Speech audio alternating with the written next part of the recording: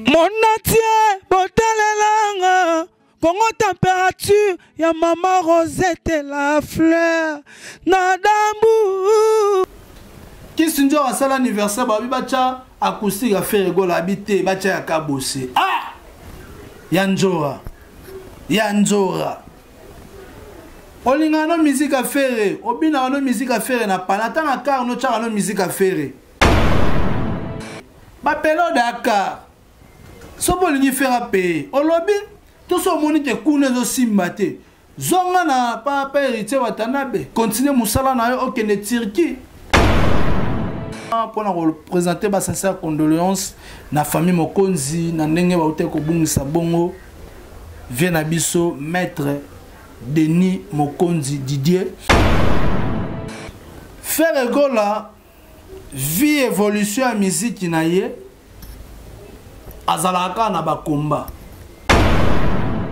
o bazoko entourer faire ba otinaka faire na mama be ou bien eza Jésus de Nyon siye moko tade lelo yo tango zaki na maison mais otanga komba fali pupa otanga komba fali esala nga pasi tana moni Armand Mokonzi azosala azoloba tanga azolela plutôt alobi ya bena teno hôpital to kozonga mais to teno hôpital ozonite okene otikala tade ozobunga muke ruma mwana wenga otikala kaka mwana wenge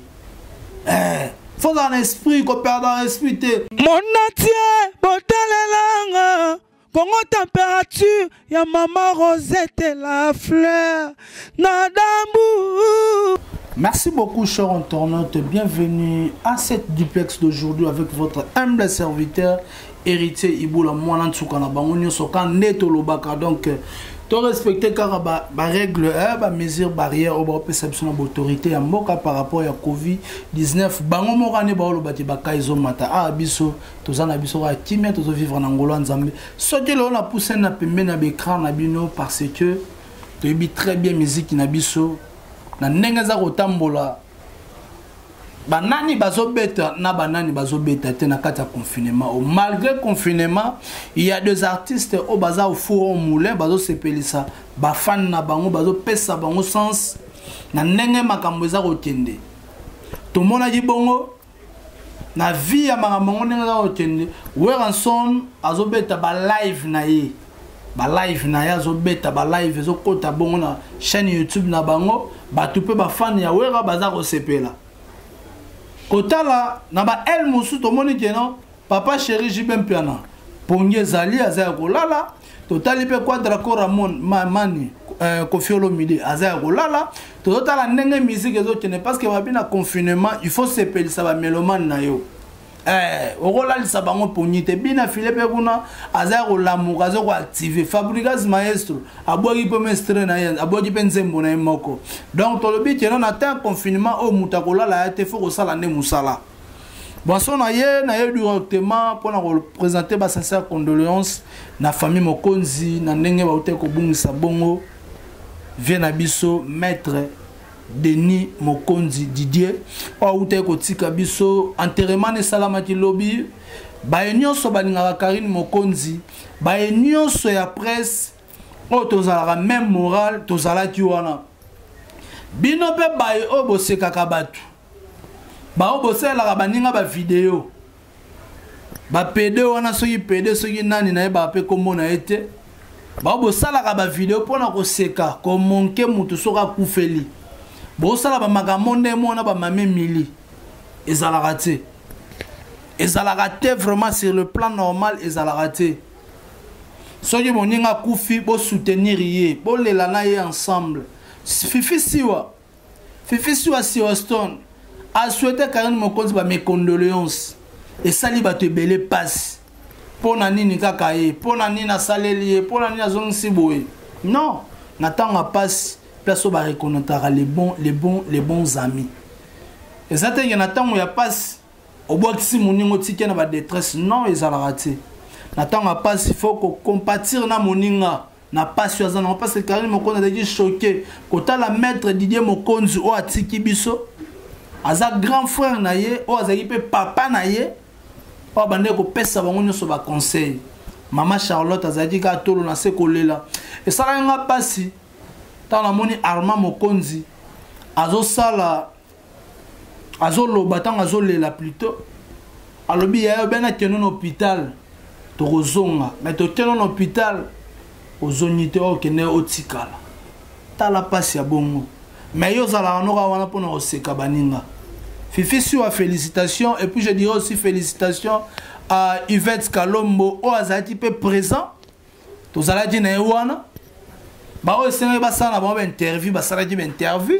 on était là malgré ba retard mais on était là par rapport à la pandémie et ça obligé vraiment te ba sangana na fulu pona matanga comme mort moi muke na ndaku elegani malamo so pe ba moni mo ete boko kunda malamoko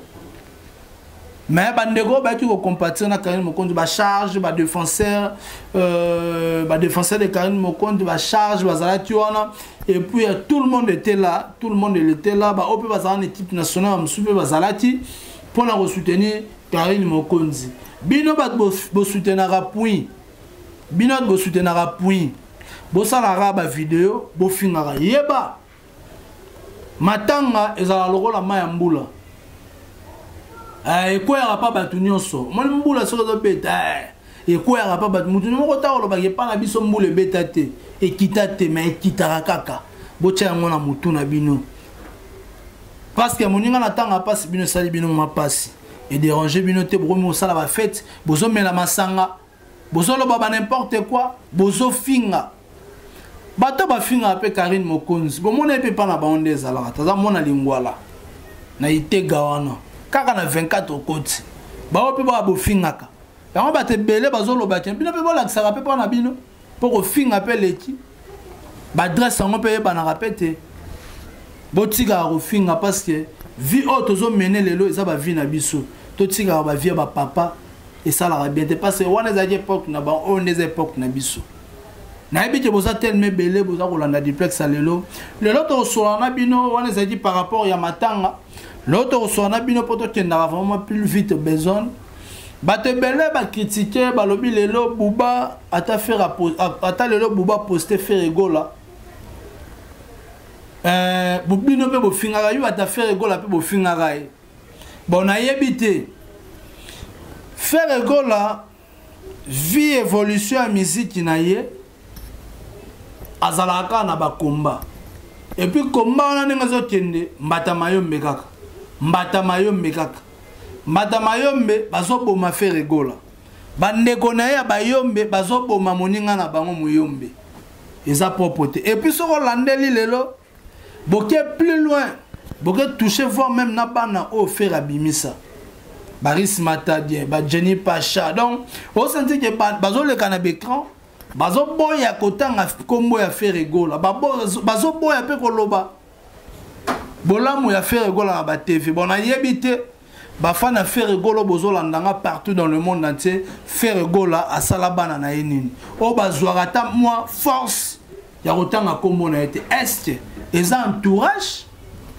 o bazoko entourer faire ba otinaka faire na mama be ou bien les Jésus de Nyon Siemoko parce que les musiciens on attend autosa na confinement oh yende mutazo pesa makambo yende mutazo pesa makambo qui sinjo à sala anniversaire ba bibacha acoustique a faire rigola habité bacha ya kabose ah yanjora olinga no musique à faire obina no musique à faire na panata na car no chara no musique à faire mais pour la télévision donc faut boyara à faire ba pelo Dakar so bolingi faire payer olobi tout so moni te kune zo simbate zonga na papa héritier watanabe continuer musala na yo okende Turquie ba peso mutuka ka ko finga ba peso mutuka ka ko finga pe bien bossa la promotion ya orchestre na bino et kozala bien minke bossa la promotion ya mafinga ya faire rigola non toboyi ba acte boye za kitoko te botika Ferregola asa la carrière ne tranquille bino pe bosa la carrière na bino tranquille lelo eroka musanga komona mutuloka tade de mutikile tade alobi bino boye bango te